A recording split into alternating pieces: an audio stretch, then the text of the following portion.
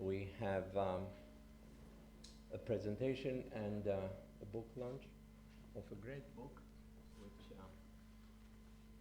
I have already read. It's quite fantastic, by three people who are leading in that field.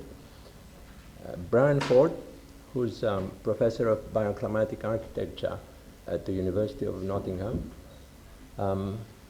who I think has been in this field, environmental design research, for probably as long as I have, some 35 years now. But more importantly, perhaps for tonight, I was trying to figure out, when did Brian start on this topic of downdraft cooling? And I went back to the mid-1980s, I think, when, as Shortford and partners, they designed with Alan Short the Queen's Building. Later, as Brian Ford and Associates, consultancies with the Malta Stock Exchange and several other buildings. And here we are. So although this says in the introduction the culmination of 3 years, we're talking about the culmination of 25 years. And he's supported with this tonight by Dr. Rosa Schiano-Phan, with whom I had the honor to work here at the AA, and who was a research fellow at the University of Nottingham, and Elizabeth Francis, who, as a partner with MCA Architects in Bologna, was participating in this work. So, well, I let you speak of it. I promise to return this book because I haven't bought it yet, but I do recommend that you do buy a copy. So, right.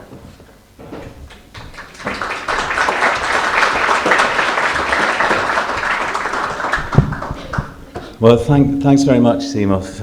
It is indeed a great pleasure to be here, and thank you all for coming out on a Monday evening to find out about downdraft cooling, which may not be the first topic that you would immediately jump to think about at the AA. But as Seamus says, this has been quite a long journey, and for me it's been a huge pleasure in many ways. Partly a huge pleasure because it's involved my working with Rosa and Liz, which has been great fun and also hugely stimulating. Great colleagues to work with. But also tinged with sadness too, because this will probably the culmination of probably our last European project. Amazingly, the European Commission, and I can say this in front of Paola now because she's no longer involved, but the Commission did fund, I think it was 5 projects that all built together to form the background research to this work. But this is also about practice, and as we'll explain later, we've been reviewing practice worldwide in this field, and feel it's reached a point where we can disseminate this more widely, and that's the purpose of the source book. So I'm going to kick off, and I'm going to briefly describe what downdraft cooling is all about and illustrate that, and then Rosa will provide the meat in the sandwich, we said, and describe some case studies, primarily in the States. And then Liz will tell you all about the nature of the source book and its contents and where it came from. So, firstly, what do we mean by downdraft cooling? Well, in its simplest form, you'll all be familiar with the Middle Eastern wind towers. And actually, when I show this section on the left, I have to look in the audience quite carefully, because I used this slide once in a lecture in Berlin, and Sue Rofe was in the audience, and she jumped up and she said, "Brian Ford, you're using my section that I drew for my PhD, and you've not ascribed it correctly." So I must do this properly and say that the section on the left was drawn by Sue Rofe. I just got rid of that. But But Sue, as you probably know, actually lived in Iran for a long time, and she is very knowledgeable about the wind towers of Iran. But the wind towers actually occur throughout the Middle East, and the photograph on the right is actually taken from Dubai. And these towers, and something I don't know whether you're familiar with, but the wooden posts that you see running through the tower on the right were apparently used to hang mats, which were then wetted to induce evaporative cooling, and so the towers caught the wind, induced the downdraft into the building. So this is one of the earliest forms of downdraft cooling, if you like. More recently, in the early 90s, and this was where my attention was really drawn to the potential application in buildings.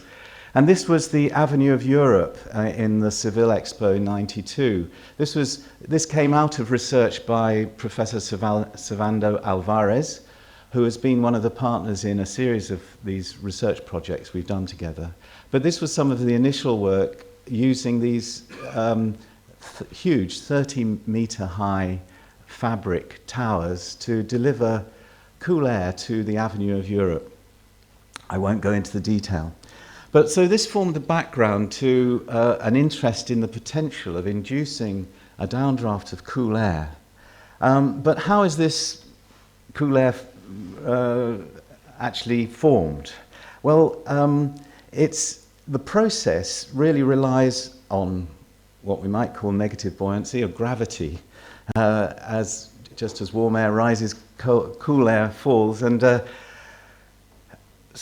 and it relates to the circulation of air from the cooling source to the occupied zone within the building. And the source of coolth can be either passive, and evaporative cooling is one source of passive cooling, or active, and we can use chilled water cooling coils to provide that. Now, why is this significant? Why the downdraft? Well, years ago, and this does relate back to the 80s that CMOS was referring to, in the early 80s I worked with Max Fordham's office, and one of the first things I discovered in Max's office was that fan power, pushing air around buildings, consumes a lot of energy. And now in non-domestic buildings, fans can consume 35-40% of the total electrical load in a building. It's huge. So fan power is a big issue, and it's still the case. It's a major issue. So actually, if we do without fans, my interest in natural ventilation came from doing without fans, largely, and saving that energy. So, but if we can generate a source of coolth passively and then rely on gravity to drive the airflow through the building, then we're going to make significant savings. Now, evaporative cooling involves the creation of a downdraft within an airstream, but this can be done in a number of different ways, and I'll just itemize 4 of the different ways this can be achieved. The first is using a mist of water sprayed into the air. These nozzles are sometimes called micronizers or misting nozzles, and they can be either purely hydraulic or you can use compressed air as well, and they're sometimes called atomizers. And this is a very efficient way of quickly getting evaporative cooling. Alternatively, you might use a cellulose matrix, and this is popular in the States, which is wetted. And this uses perhaps the traditional techniques often used in the Middle East and in India, North India, where kus mats are wetted and hung in doorways or hung in window openings. A third way might be to use larger droplets, and the diagram on the right refers to the so-called shower tower developed by Baruch Givoni. And the fourth way is picking up again on a traditional technique. The diagram on the bottom right shows a traditional window in Oman where porous pots were located in the window opening, and the porous pots contained water, and they evaporated it into the airstream. And part of the research has looked at updating that technique. But of course, evaporative cooling can only be appropriate in hot, dry conditions. I'm going to quickly go through a couple of examples. The first building that I got involved with in applying this technique was the Torrent Research Laboratory in Gujarat in India. And we started this project in 1994. It was soon after the Seville Expo. And this is a large 17,000 square meters of laboratories plus admin buildings. Not all of the buildings use this technique, but 70% of them do. The others are traditionally conditioned for reasons of controlling the air quality more tightly, or the air conditions. It's more for the process that's happening than the environment. But this has been applied in the majority of the labs in this building, and it has essentially, the process has been to create the cooling at high level, and then it drops down through a central concourse that you can see on the right here, and down and through the different floors of the building. Here you can see the central concourse, which was opened up to allow light and air to move down through the different levels. Actually, I was hoping to show, maybe I've got this a bit slightly, yes, I'll go through this first before I show you the results. I got them slightly out of sequence. So in the typical section, we have a central concourse, evaporatively cooled air drops down to the different levels, either goes through the offices or to the laboratories, and is exhausted via stacks along the perimeter. Now, we provided stacks because we knew we needed to control the exhaust of the air, because this is at quite low pressures, and if we had wind against the face of the building, it may actually induce a counter movement. So we had to protect the exhaust. And when we first designed the building, because there's a strong prevailing wind in the summer in Hyderabad, that there would be suction which would pull the air out of the top of these stacks. What we actually found, and I was very relieved that we put openings in the bottom of the stacks, because what we found was that most of the time the air exhausted at low level, primarily because the air is colder than ambient, and so it drops out of the building rather than rising out of the building. I emphasize this because it was a mistake I made early on, and it's one that I'd seek to avoid again. But the net result in this building was we were achieving, well, significant temperature differences between ambient and interior, but that's not the really major issue. It's really the high air change rates that we were able to achieve purely by buoyancy-driven airflow. So we were measuring 6 to 9 air changes on the 3 floors in these laboratories. And we've also achieved very significant energy reduction, which I'll come on to separately, and high occupant satisfaction. These are issues that are very significant, of course. I don't have time to dwell on them in detail, but through an independent study undertaken by researchers from Australia, it was found that with a large survey, over 260 occupants in these buildings were surveyed, and there's an overwhelmingly favourable response to the environment that's created.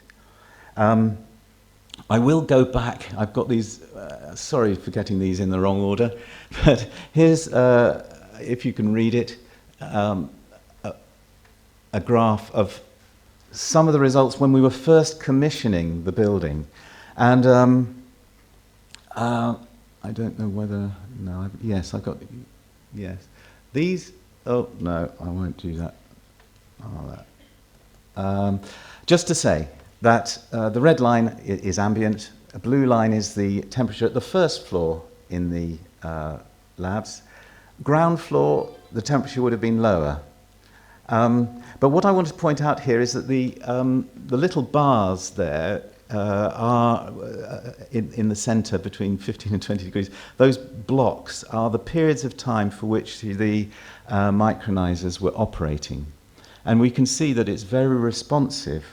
The temperature is very responsive to when, of course, when the micronizers are running.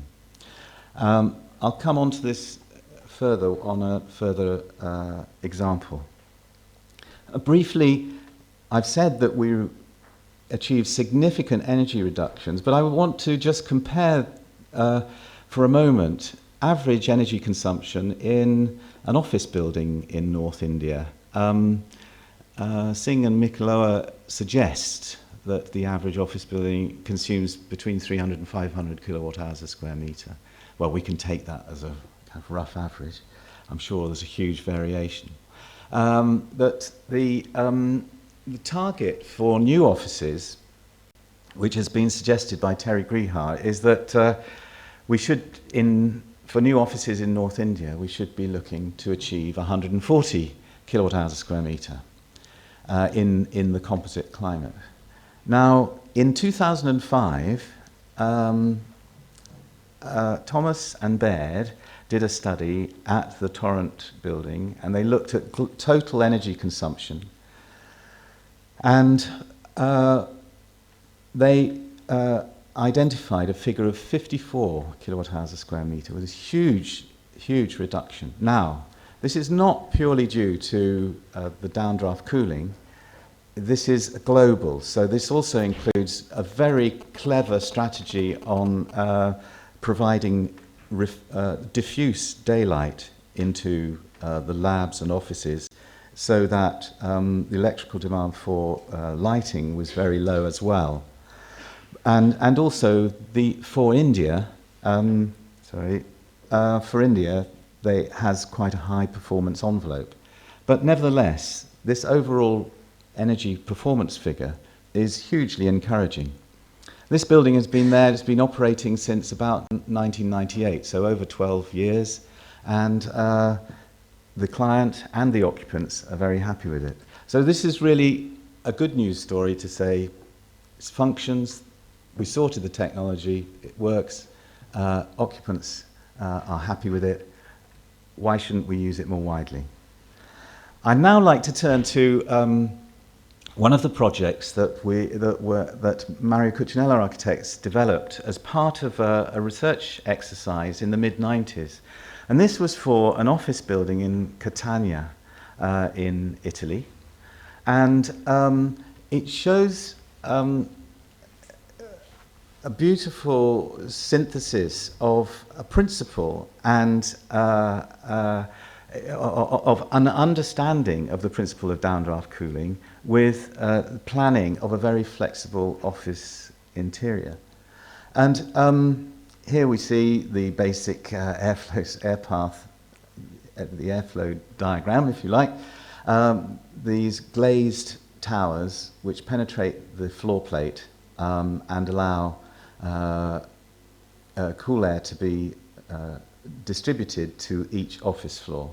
You'll also notice that on the section, the perimeter, that there is a baffle to the external openings, and this is to inhibit the impact of the wind, or the potential impact of the wind, on the exhaust. And as part of these studies, there were detailed analyses of the fluid dynamics. So this is plotting the velocity of air in the spaces. So the pattern of distribution of air through these spaces. So and this shows the importance in getting in sizing the openings at the different levels in order to achieve an even distribution. This may sound complex, but actually the book explains it all, so we get you to read the book. But this resulted in an interior of this form, which both enabled the provision of daylight to a fairly deep plan. The plan actually was over 27 metres across, which is much deeper than a conventional passive plan. If we think that the perimeter zone is traditionally taken to be 6 metres, so you get a daylit, a well daylit and a naturally ventilated plan, which is 12 metres across.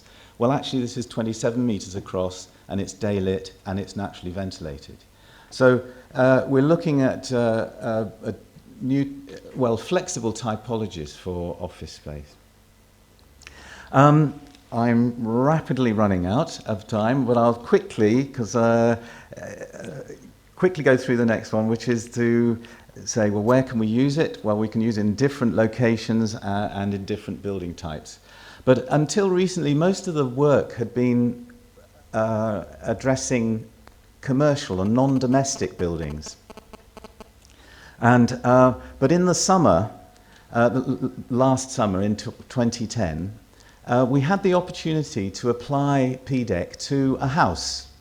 And this was the first time in Europe, actually, possibly surprising, because it has been applied to non-domestic buildings, as I say, but until this summer, not to housing. So I'd like to very briefly, if I may, tell you about this project. I won't tell you about the whole solar decathlon project, but just that the house is located in Madrid for the solar decathlon competition. Madrid, of course, is located in one of the hottest and driest parts of Europe, and in the summer, of course, Madrid is extremely hot and dry. Nevertheless, we did have a spectacular rainstorm the week when all the buildings were being erected, but it then heated up after that very spectacularly. We were one of 17 houses constructed as part of the solar decathlon competition, and it was designed and built by students.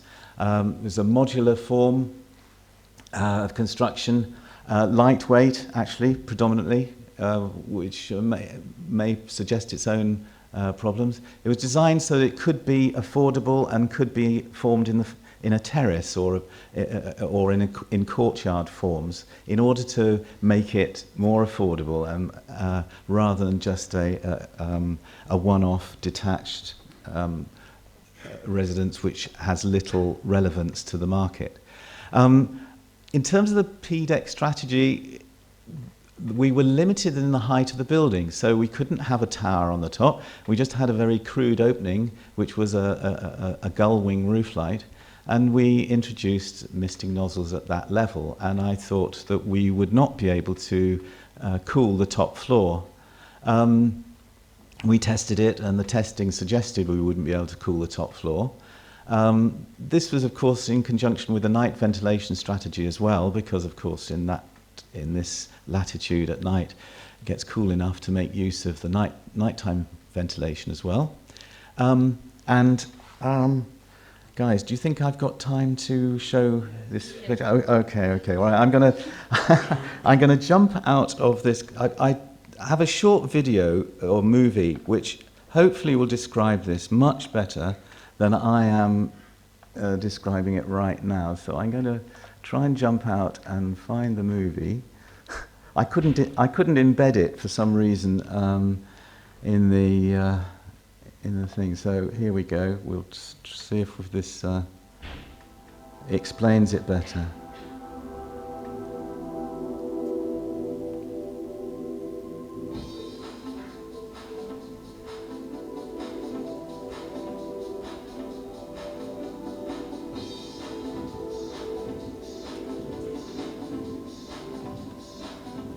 I'm one of the lead designers. I'm Chris Dalton, I'm one of the student designers I'm Rachel Lee, I'm one of the lead designers as well. of the Nottingham House at Nottingham University.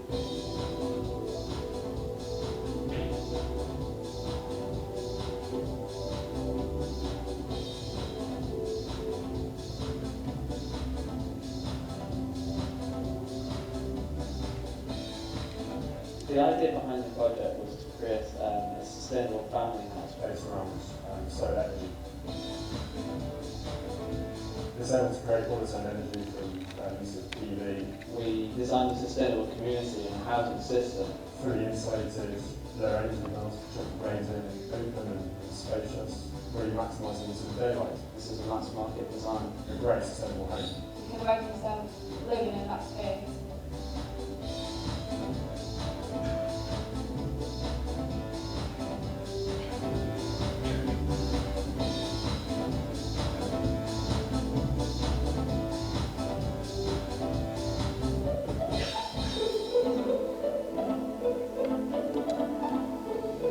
The major thing I've really learned is getting to grips with the physical building of a house. Having hands-on experience is invaluable. It's been a lot of hard work. Firsthand, this is the most valuable thing. It's a great experience for the second years that are involved in the project as well. Something to take with us for our entire career.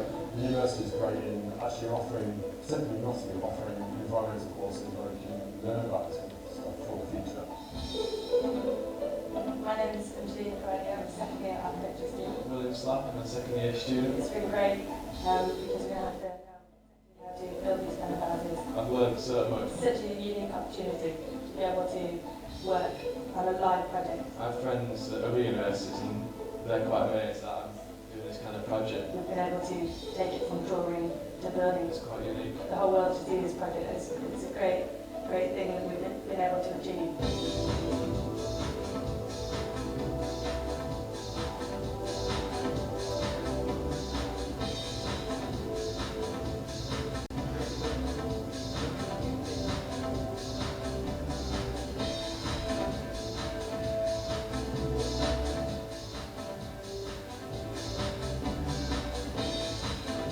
Students' contribution is immense. That's part of the innovation of bright young minds. Well, it's definitely the way forward. The system was aimed at longevity. It's a big task for anyone, let alone the university. We have to conserve the environment. I've been very happy with the house like this.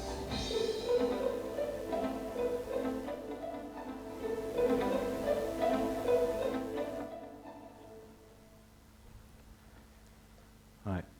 The reason for showing you that is that environmental design, in my view, is all about integrated design. So it's about the building as a whole.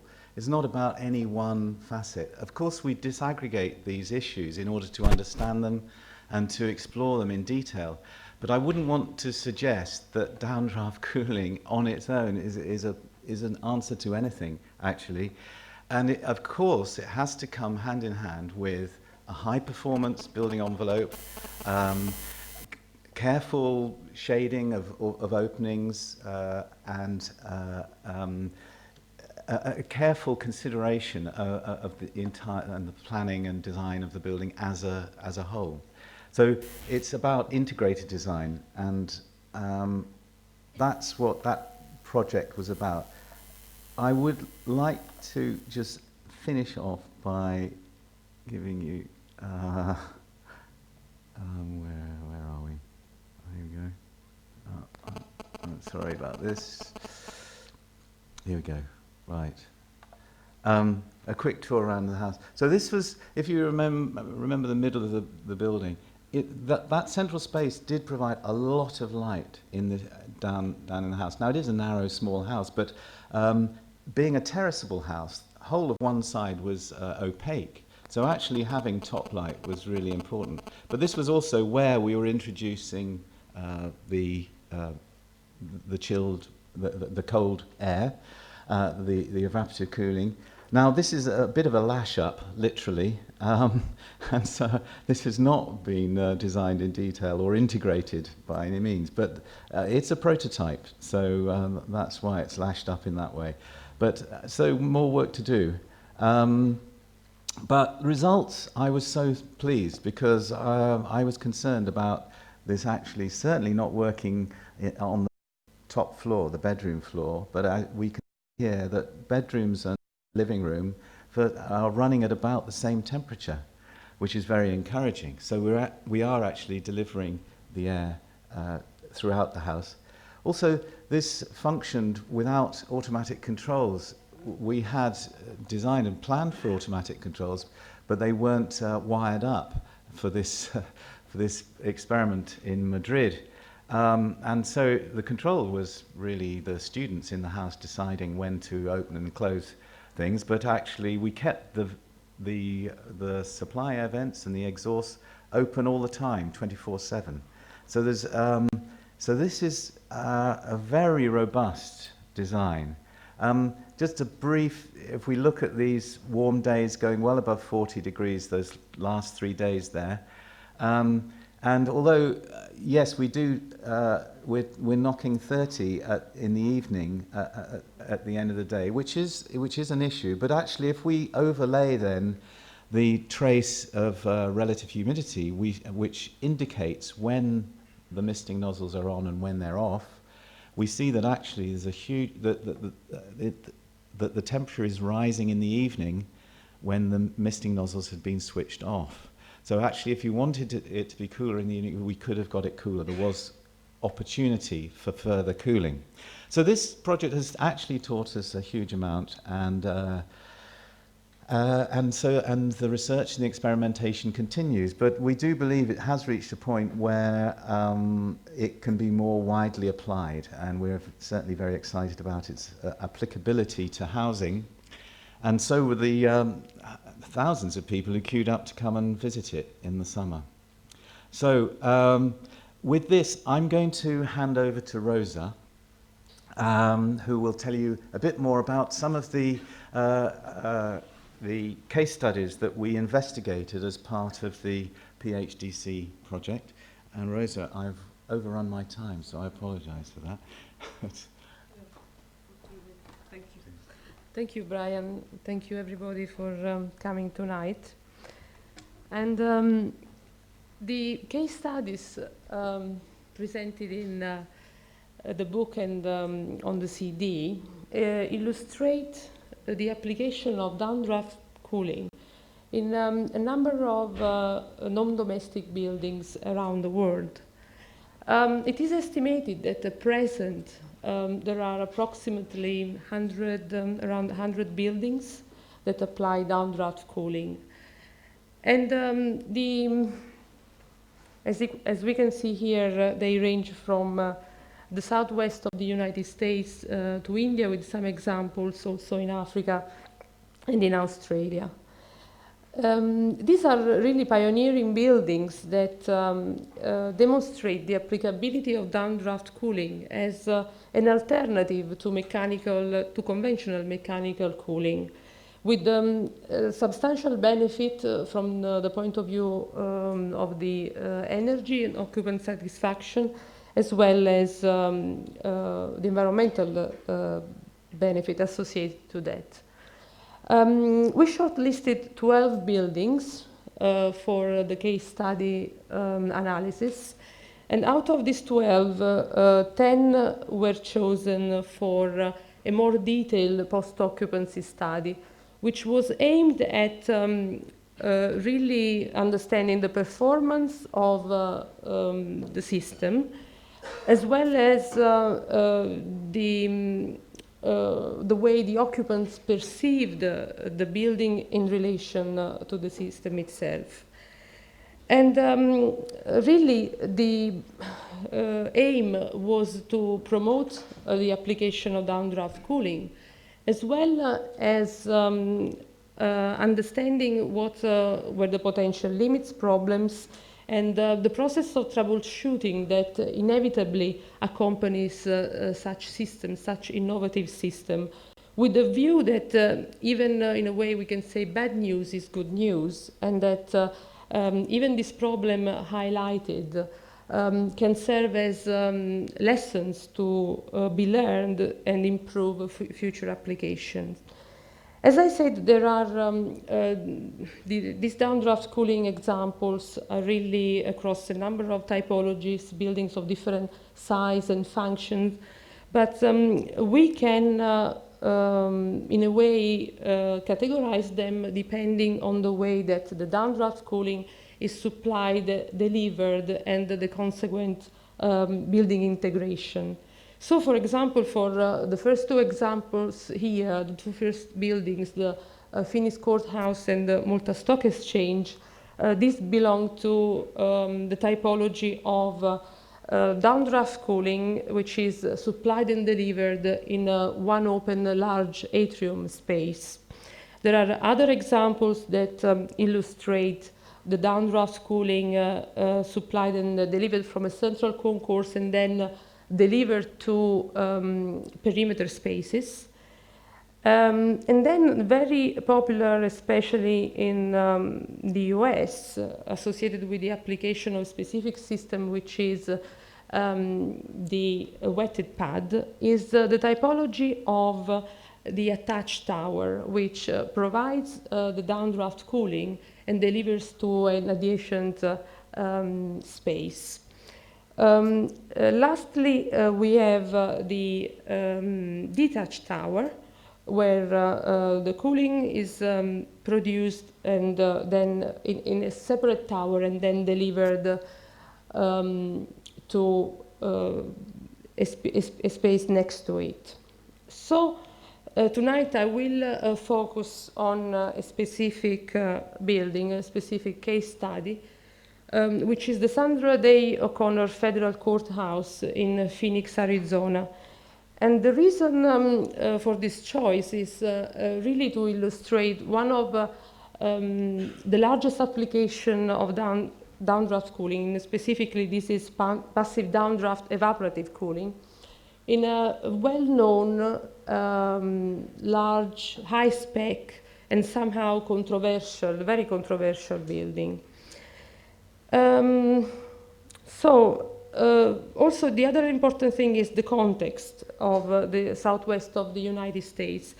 In a way, it's really emblematic of the problems that we face today environmentally, and specifically the impact that mechanical cooling has on the environment in energy terms and also in terms of the economic implication. Some quick example, the main problem with the cooling, we all know that even conventional cooling can be quite efficient, but the real problem is in the peak loads, is when air conditioning is used simultaneously and when the generating capacity is exceeded, increasing the risks of blackouts.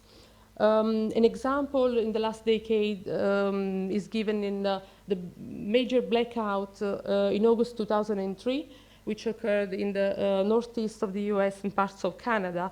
And interestingly, that also in the same year, 1 month later, that also happened in Italy.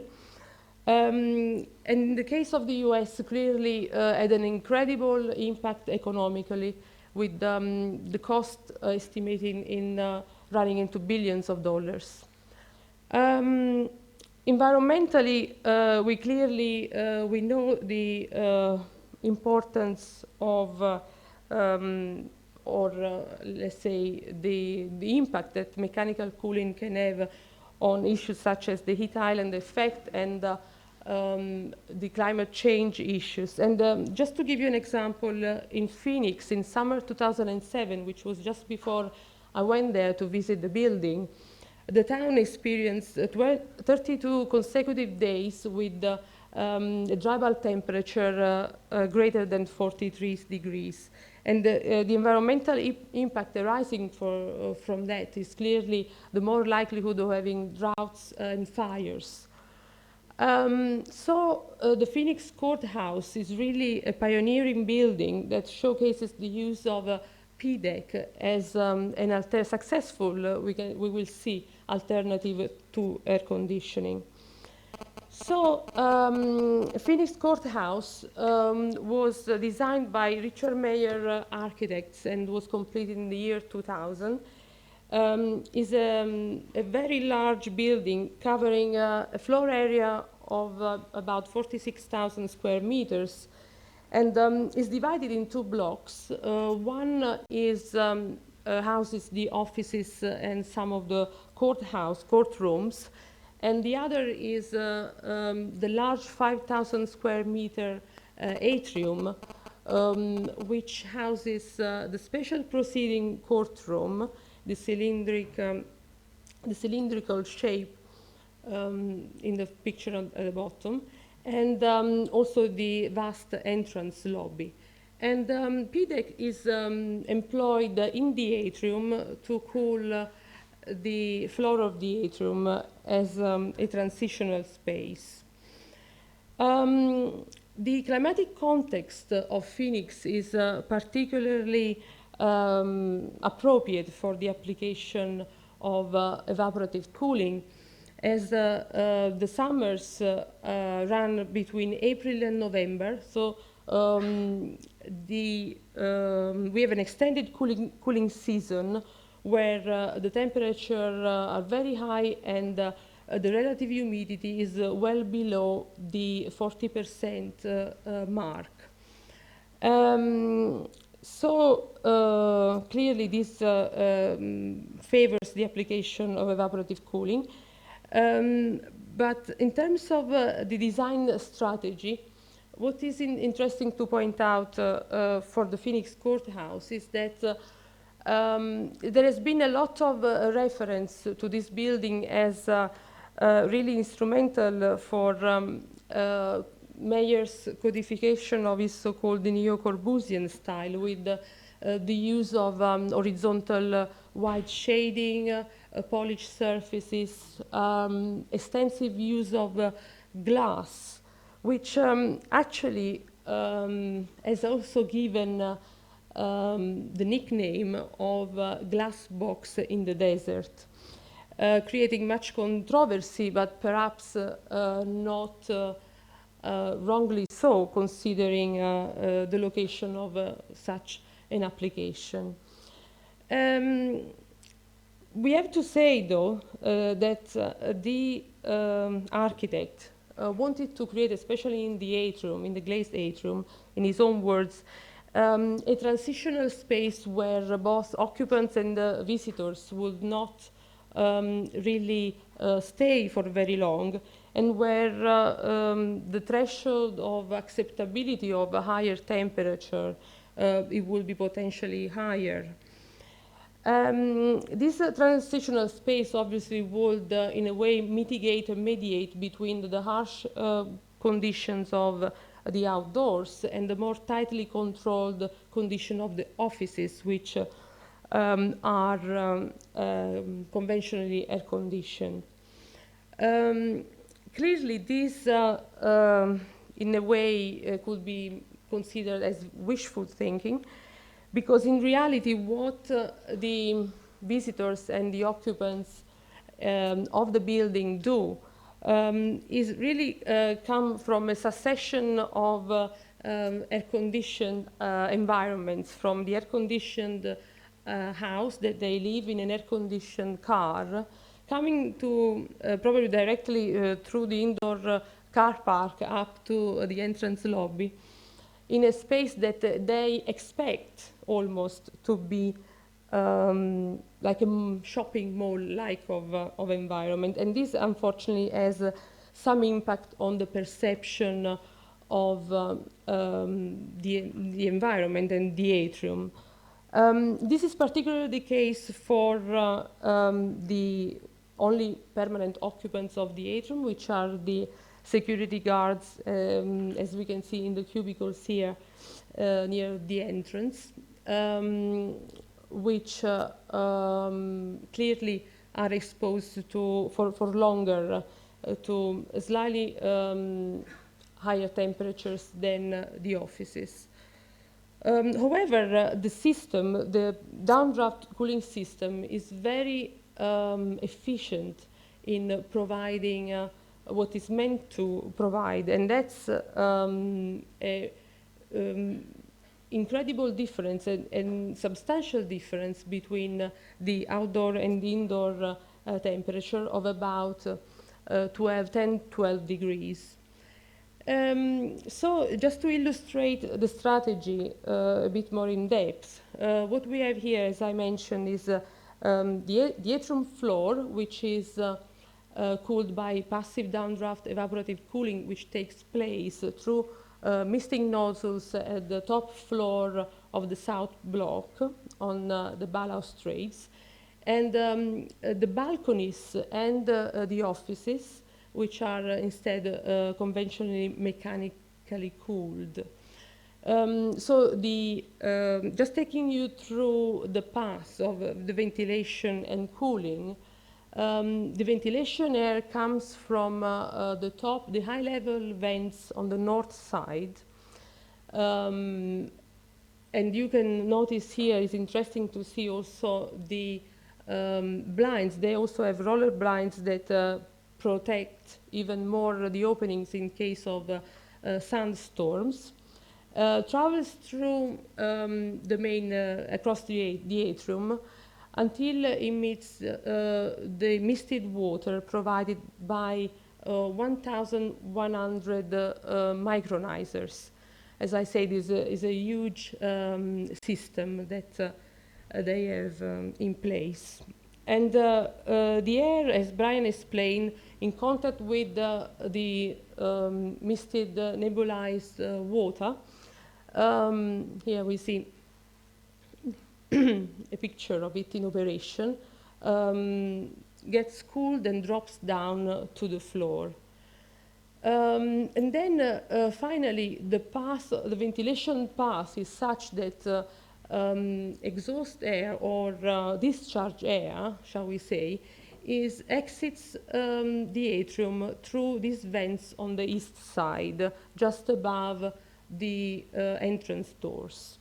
Also here to note is another form somehow of solar control that the architect has fitted with his own style, which is the fritted glass, both on the east and repeated on the west elevation. Then, as I mentioned, the balconies, the open corridors facing the north atrium, these are mechanically cooled with linear diffusers on the ceiling, which in a way create a curtain of cold air that thermally separate the balconies from the rest of the atrium, and also somehow avoids the spillage of downdraft cooling into the corridors. What is interesting here is the fact that although the primary intention and strategy was that of using PDEC just to cool the floor of the atrium, there is quite an important secondary effect of the downdraft plume, which is that of further buffering both the corridors and the south offices, potentially reducing the cooling loads coming from this vast glazed space. Looking at the performance of the system, it's quite interesting to compare the earlier predictions by the environmental engineers, in this case Arup New York, with some of the measured data.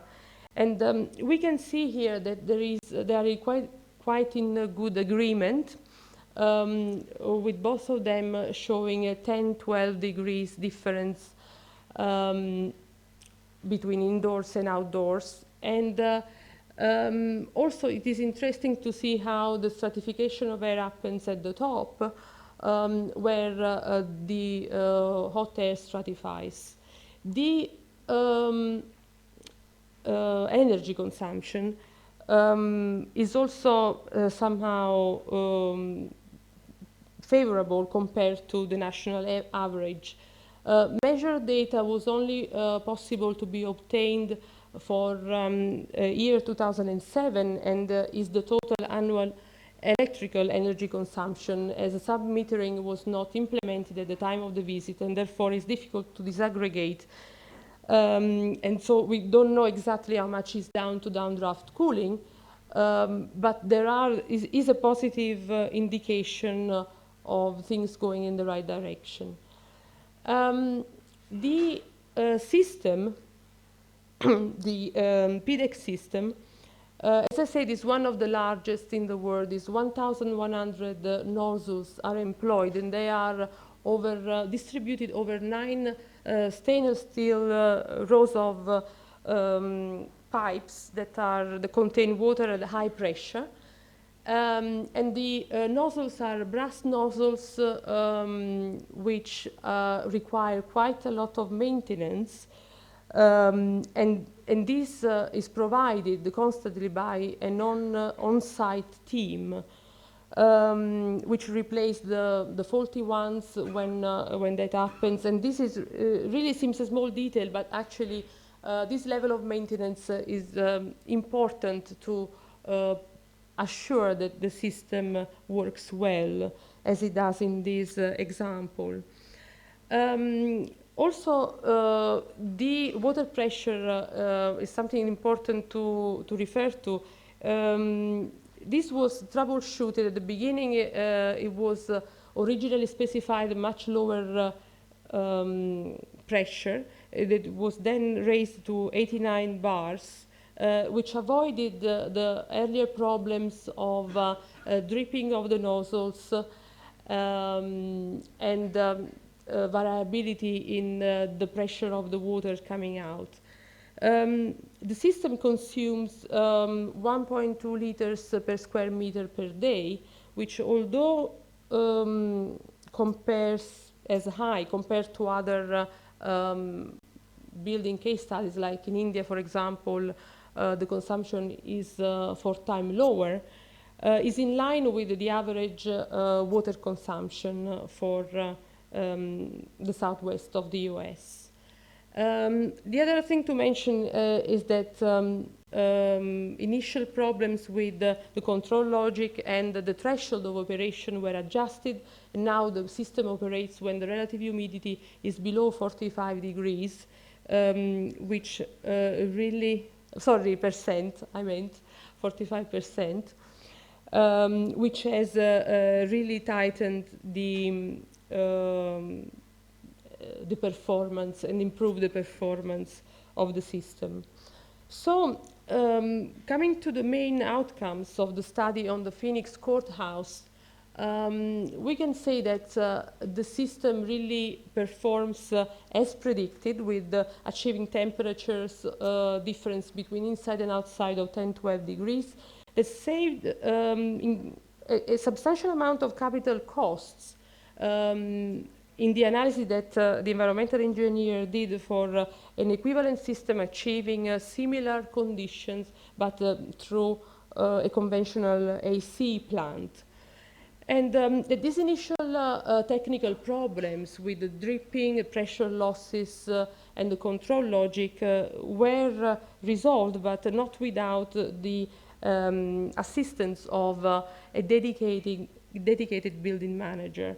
So really the main problem that we have identified is, in a way, the lack of we can call it occupants' adaptability to the environment, as explained, has got also some cultural and lifestyle reasons behind it. But otherwise, this is a very successful transitional space. And for the main critics of this space as a working space, such as the security guards, localized cooling that could be provided to them, it would resolve large part of the problems.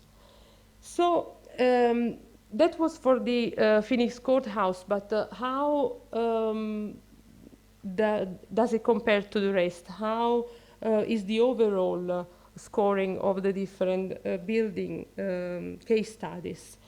Really, clearly, I would like to say you have to buy the book to find out, but I can anticipate that overall, the majority of the surveyed buildings showed a satisfactory response by the occupants.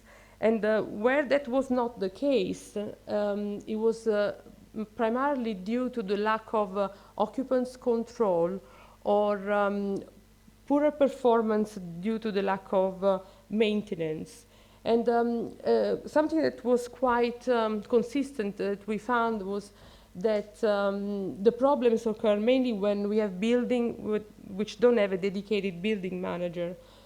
But also, as a whole, the conclusion will be that the PHDC system are a practical option to avoid the use of conventional air conditioning, provided both in terms of clearly of performance as well as satisfaction, provided that there are key points, some key criteria met. And the most important ones that we can just mention are the appropriateness of the building strategy.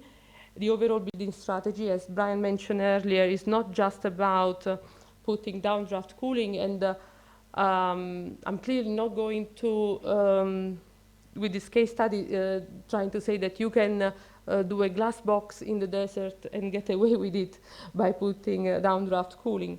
But also, it's important that the system is well maintained, and that in designing such a system is that, and the strategy as a whole, that a degree of control of the occupants over their working environment must be provided. So I leave you with these thoughts for tonight, and I will ask Liz to come and conclude the presentation. Thank you.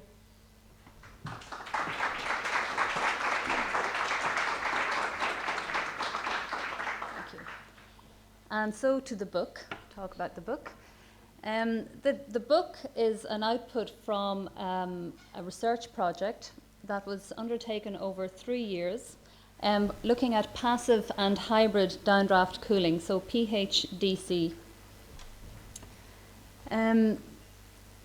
This research project was a global review of downdraft cooling in research and practice, and there were partners from 7 different countries, all of whom had been involved in looking at or working on projects involving downdraft cooling for many years, as Seema said earlier, going back to the early 80s. The project had different objectives. So we were looking at the performance of existing buildings, and Rosa's just talked a little bit about that, post-occupancy evaluation, gathering together all the different research projects that had already been undertaken, looking at the market applicability, so doing market assessment, and developing a specific software tool which was aimed at designers, aimed at architects, so that architects would have a design tool that could be used to get feedback early on in the design stage of a building where they would want to use a downdraft cooling system. And then there were specific outputs. One was a website, and the other then was the source book. So the first 2 years of the project were mainly looking at the market assessment, developing the software, and assessing the existing PDEC buildings, and putting together the website. The final year was then dedicated to disseminating this information. So, and this is the website with the web address, where you can find out everything you want to know about PHDC. So the group then travelled around Europe and to India and to China, and we brought the information about PHDC to different audiences in these countries. This was useful and interesting for us. On the one hand, we had the opportunity to talk about the research and the work that had been completed, and we also got to listen to professionals in each of those countries and their own experiences with PHDC buildings. And I say that because the feedback that we got in those places very much influenced the outcome and the book, the source book that we have now finished. So the symposium was in 2 parts. One was presenting the research projects, and then we had workshops where the software, which was under development, would be presented, and then the professionals, which were architects or engineers, depending on the context, would get to try it out and then give us their feedback. So after every symposium, we went back to the drawing board, specifically our Spanish partner who was developing the software, and adjusted and modified the tool. So this is the cover of the book, The Architecture and Engineering of Downdraft Cooling.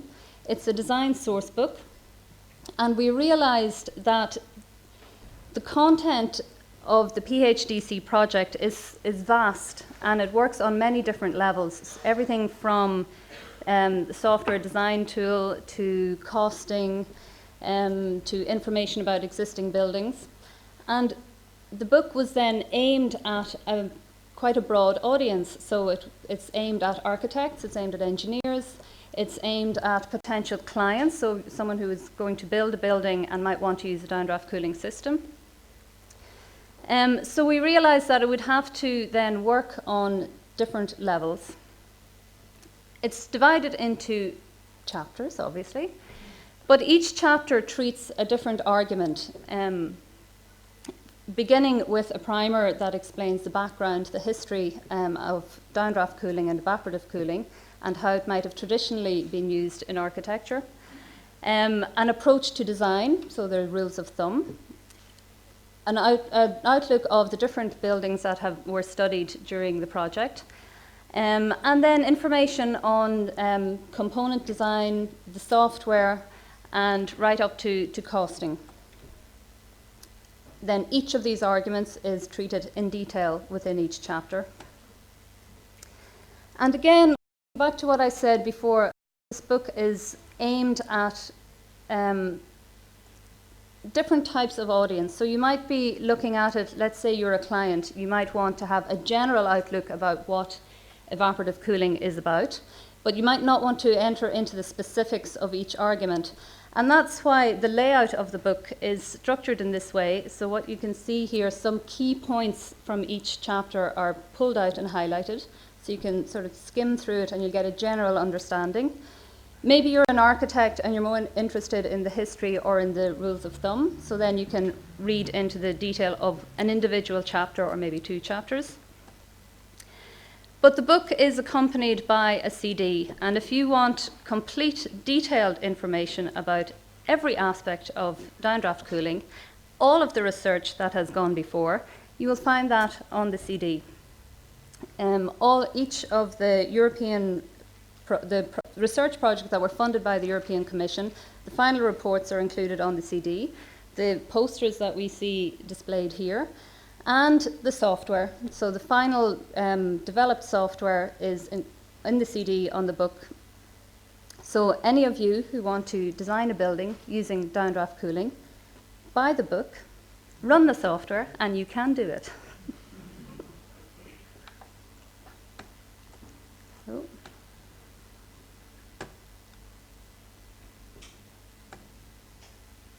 The book is on sale this evening, but I was worried that it might sell out. So I'll leave you with the stockists. Anyone who'd like to buy a gift for a family member or buy a second copy, you can find it here. Thank you very much.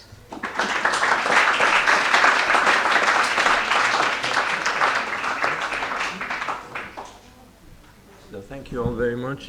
Are there questions? Yes? Nick, do we have a microphone? We do.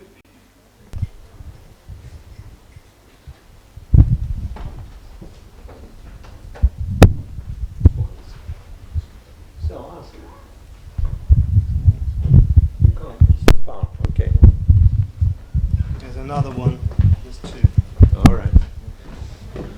Where are you? Ah, Federico. Thank you.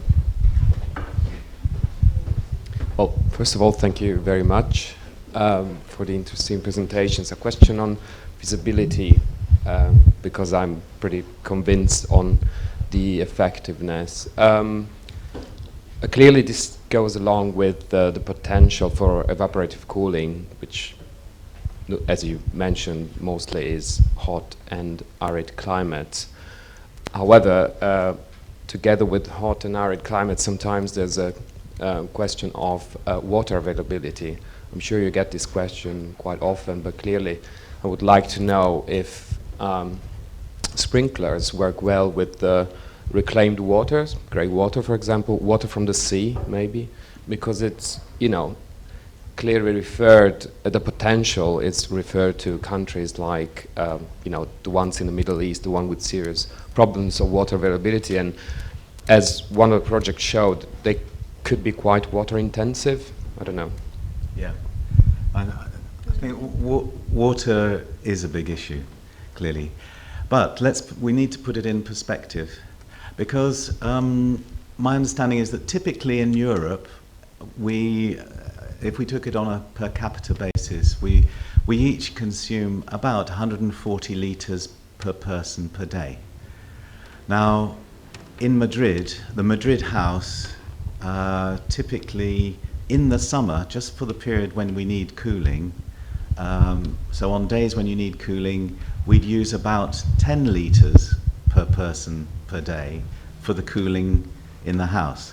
So yes, it's a proportion of what we use on a daily basis, but it's a very small proportion of an existing use. That's not to say it's not an issue, because of course it is, but we need to address our general dependency and need for water.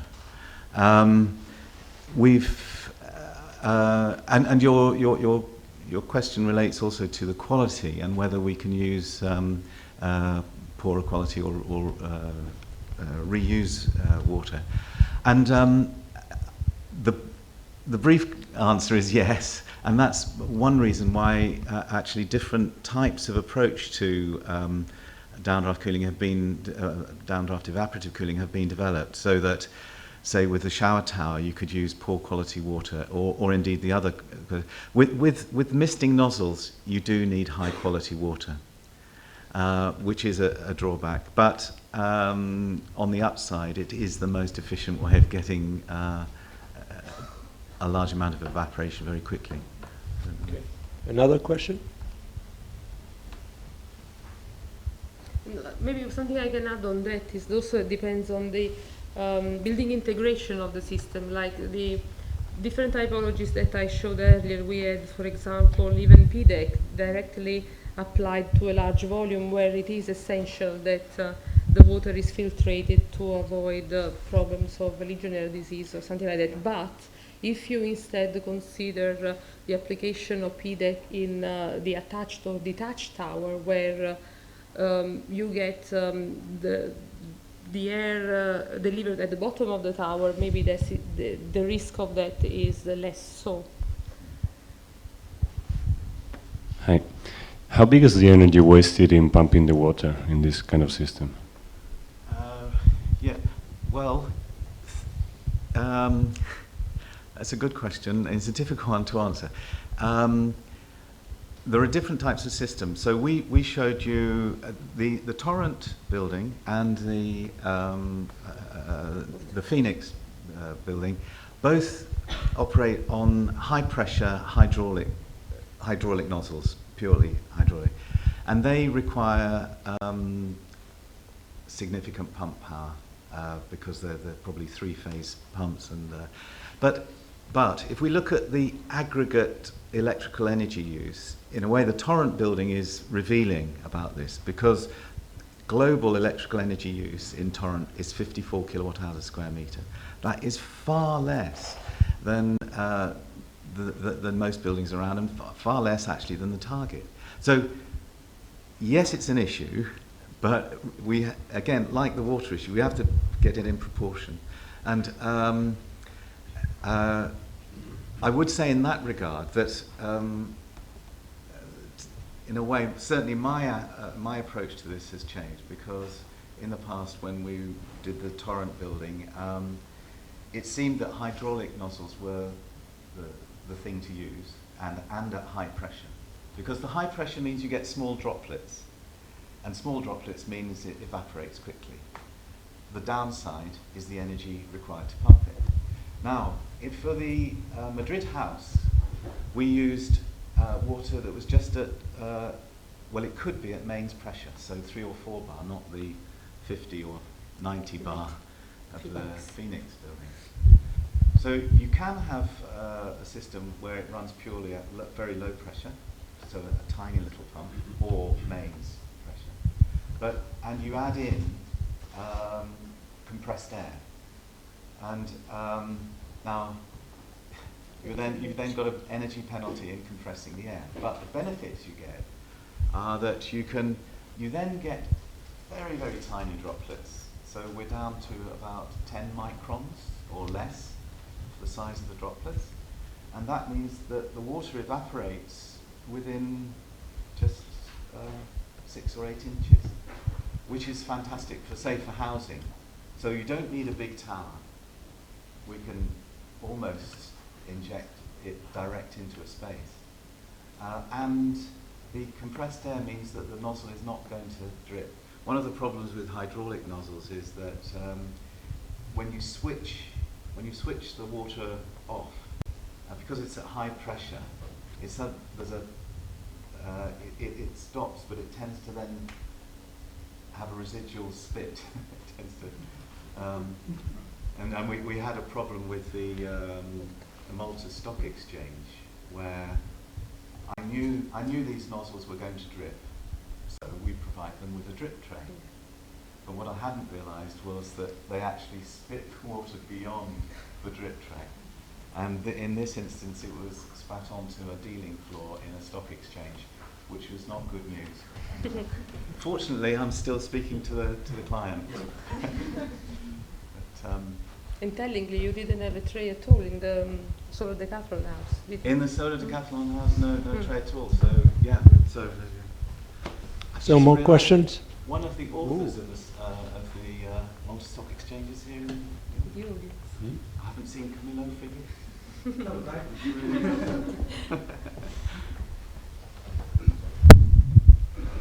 Have you thought about using ultrasonic means to generate atomized water? Perhaps we should. No, is it? Yeah.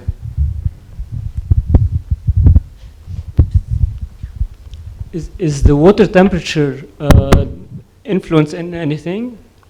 Like, would you use the water temperature to enhance, or is there a specific threshold for the water temperature to be able to have good results? No, for evaporative cooling, you don't need to have a specific temperature for the system. If you use one thing that I can add on the temperature of water is in a hybrid system, if you use, for example, chilled water cooling coils, the positive aspect of using associated with the downdraft rather than with mechanical cooling is that the on-coil water can be higher than the temperature of the water, which is the normal fan coil, for example. So this is only the thing that I can. But for evaporative cooling, no, there is no specific requirement for the water. Well, it doesn't have an effect, actually. There have been experiments done where water temperature has been varied, and they find that actually once the water is evaporated, it doesn't have an impact. Hi, in composite climates, I know that there are periods in which you cannot use evaporative cooling. That's why you have to design a passive system as well as an active system. So in that case, what is like the paybacks that you look forward towards the system? Another question is that because I visited the Torrent Research Center in July this year, I think the envelope is really robust, and that's why it was able to achieve 8 degrees Celsius without any cooling, and when it was switched on, it was around 10.5. And also because when you look at, let's say, 10-degree reduction from outside, but when you do evaporative cooling, you attaining 80-85% of humidity. Even with 6 air changes or 9 air changes per hour, I think it's not comfortable, because a usual evaporative cooling model that we use in northern India, it achieves around 15 to 20 air changes per hour, and it's the air changes per hour and the reduction in temperature as a combined effect which gives you that comfort. That's a series of very good points. If I can track back and remember them all, I'll maybe deal with them. Maybe you can help me remember them. The last one is easier. Yes, yeah. Well, firstly, hybrid situation. We know we can deal with the hot-dry and hot-dry condition.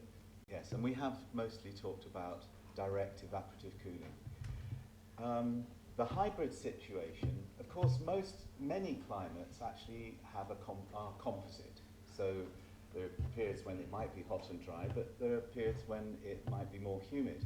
And that's certainly the case in southern Europe, much of southern Europe, and also parts of certainly the Gulf states in the Middle East, and also, of course, in parts of India. So when we were looking at the Malta Stock Exchange, Malta has one of these composite climates, and we had to deal with periods when it's more humid, and so to avoid the fan power, what I referred to early on, we proposed the use of chilled water cooling coils, which they're made, they're off the peg items, but they're mostly made and they're designed to respond to a forced airflow. So there's a bit of redesigning that some of the coil manufacturers can get into to give us a wider space grill. But certainly that works. And in the Malta Stock Exchange, the fan coils, not the fan coils, the cooling coils, not the fan coils, the cooling coils do work well, and they save the fan power. So that's one response to the composite climate. Response to the do you want to deal with the? Yes. If I remember again, you asked regarding the Torrent, right? And what was it again? What's the level of humidity? Level of humidity, yes. Yeah. So you're suggesting that when you went there, did you take measurements? Yeah. I suppose that the relative humidity was higher than you expected. Well, this is sometimes this is perceived as a problem, but really in a climate that is very, very dry, and in spaces like a concourse or a transitional space where there are no specific requirement for people, to occupy for a long period of time, not only is I don't think is a problem, but also can be beneficial if you are coming from a space that is the outdoors, for example, that are extremely dry. And but when it's dry, but actually, as you I'm sure know, in July in Ahmedabad, it's actually the monsoon. Yeah. So you're being a little bit disingenuous with us, because the Torrent, Ahmedabad has indeed a very composite climate, because we have a period from about February through till end of May, June, mid-June perhaps, when it's hot and dry, very, very hot and very dry. And then from mid-June through to September, roughly, I think, is the monsoon. Now, monsoon is an issue, and of course humidity goes right up. But you don't get a good building without a good client. And at Torrent was a very, very good client, brilliant client, because he got very much involved in the detail of the briefing, and he said he recognised that really what we were proposing dealt with the hot dry situation. It did not really deal with the monsoon, except that it provided a very good airflow path for a naturally ventilated building. So we get good airflow through, but then to deal with the issue of high humidity, which you cannot avoid if you have a naturally ventilated building during the monsoon, there are space fans in the labs to raise the velocity locally. So that's the way. But in general, if evaporative cooling is used appropriately and there is a good control system, then you shouldn't have the problem of the high humidity. Indeed, and in fact, actually, if I could scroll back to the slide I showed from Madrid, that our records show that actually the relative humidity inside the house never went above 65%, and most of the time it was well below that. In fact, there's a big opportunity for further evaporative cooling. I think a threshold of about 65% for relative humidity is reasonable. Just a small question, Brian. Shower tower. Yes. Did you ever get a problem with sound? Well, because yes, we shower tower, we I did. think you do have to correct it. So normally there's a pool. So it's, I suppose, but it's akin to a fountain or a water feature. Yeah. So it becomes, because we tried to use it in a very sound specific or sound sensitive condition in a basement in an amphitheatre, but afterwards we realized it is probably best to put it in the lobby rather than put it in the theatres, because you do have to look after the sound. So I suppose it's much more appropriate for a public foyers. Yeah.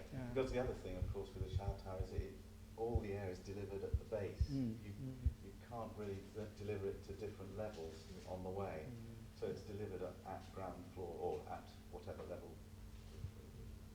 So, yes, I think the answer there is one has to relate the typology to the appropriate, to the building function and its geometry. Yeah. I just had a small doubt on the occupant control of this mechanism, because I didn't understand how an occupant could actually control the temperature inside. And in cases, as you mentioned, that it was 10 to 12 degree reduction in temperature. I mean, if in case that they needed like about 20, because I understand in Middle East when the temperature goes to 45, they are always air conditioning temperature is put to about 20 to 22. So it's like a 20 degree difference. So how would it be applicable in such a system? Well, these comments about the controllability of the environment is a much wider comment that is also based on other case studies that I didn't show here, but they are illustrated in the book. For example, and I'm referring to a specific one, which is the Center for Global Ecology in Stanford University, where it's a much smaller building and the system somehow simpler. It's just an attached tower with PDEC in it. And I must say also the cultural context is very different. They are all researchers working in this office type building with the tower which attaches to the main entrance lobby, which also affects somehow the offices. And the perception of that building and the way it is operated was really revealing of the fact that the occupants were really attuned with the building and were aware of the way the building operated, and even encouraged by the director of the building, which also was somehow very knowledgeable on all the function of the building, acted a bit as a building manager, encouraged to even operate the system, operate the PDEC system, which is a much smaller one, like 5 to 10 nozzles, and a very simple operation. It was just a panel at the bottom of the tower that they could remove when the system was operating. And they were much happier with this type of environment. Clearly, this is a case-to-case basis. If it's a smaller building, this is easier to achieve. But in general, as a negative example, the opposite happens for the security guards of the atrium, where they cannot do anything. They are constrained in their cubicles. They expect a different level of comfort, and they cannot change that. And therefore, even Arup Engineering, they suggested that some localized cooling is provided for them. But for the transitional space, I went there. I was amazed of the effect of the PDEC. It was actually a very pleasant experience, the PDEC experience when you are in such a dry climate. And so transitional was fine in that context, but then it all come back to the main thing, which is the appropriateness of the design strategy, and comes down to the fact that that atrium is in glass but could have been not in glass, and the situation could have been much easier. Can I ask you how you see the future of PHDC? And let's say, Liz, from the viewpoint of a practicing architect, how do you feel that clients in general, or specifically, will be responding if you offered that? Well, I think we're coming closer to a situation now where clients will respond favourably, and I think this project kind of helps with that, because there have been quite a number of buildings built and tested and measured that show that these systems do work. And I think also the tools are there now for designers, for architects especially, to be able to approach this type of design, because it has to be very much integrated into the form of the building. It's not something really that you can think about later and force into the design. But I mean, things are in place there, both for architects to be able to approach the design and for clients to be convinced that it's definitely feasible. Just add something to, I think what is important, just to continue what you were saying, is that the application of VDEC could actually be used in much more low tech, much more affordable context. It doesn't have to be in such an expensive condition. I mean, you'd be surprised after the work that we did on the Iran project, we trying to do things in Palestine very, very low resources and very little money that's available. It's the principle of trying to understand how you can use something like this, how you can actually reduce the use of energy and how. And I think, what is really key, what you said, I want to emphasize, especially with the students here, it's the strategy. That it has to be an overall strategy so that it works, the whole thing together, and one can actually reduce the temperature in a way that's thermally comfortable, throughout the whole building. But I think it is something that if one takes that into account, it could apply to maybe a lot of countries in the Middle East. I think that's a very good point, because of course there are different types of market, aren't there? Certainly globally, and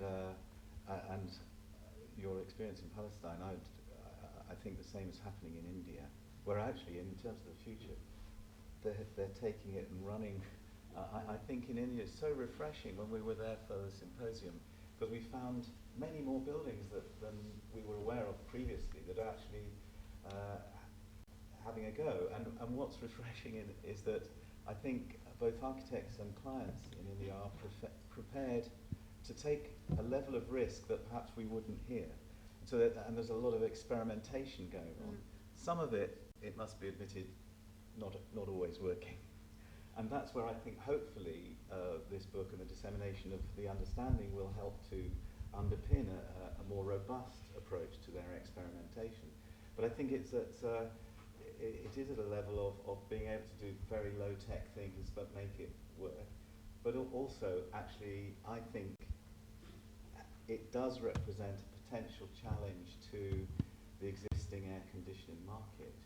And in terms of my answer to your, I think we're at close to the bottom, a very steeply rising curve in terms of take-up. And until recently, I'd seen this really as being a bespoke, design-based solution to non-domestic buildings. But actually, the experience from the Madrid house suggests that actually it could be applied almost as a product. It's not quite a product, because you have to know the strategy. You have to be able to size it. It relates to the building as a whole, and that's what excites me. I am an architect by background. A lot of architects colleagues think I'm more of an engineer, and a lot of engineers think I'm in this difficult ground. But what excites me is it's about building geometry. It's about the building form and fabric, the relationship of openings, their disposition, relationship between them, and all that. Yeah. But yeah. Well, Brian, I'm told that to help in this steep rise, an experimental form of downdraft cooling is being offered next door together with the book. And so I would like to thank all three of you for sharing this experience with us. Thank you.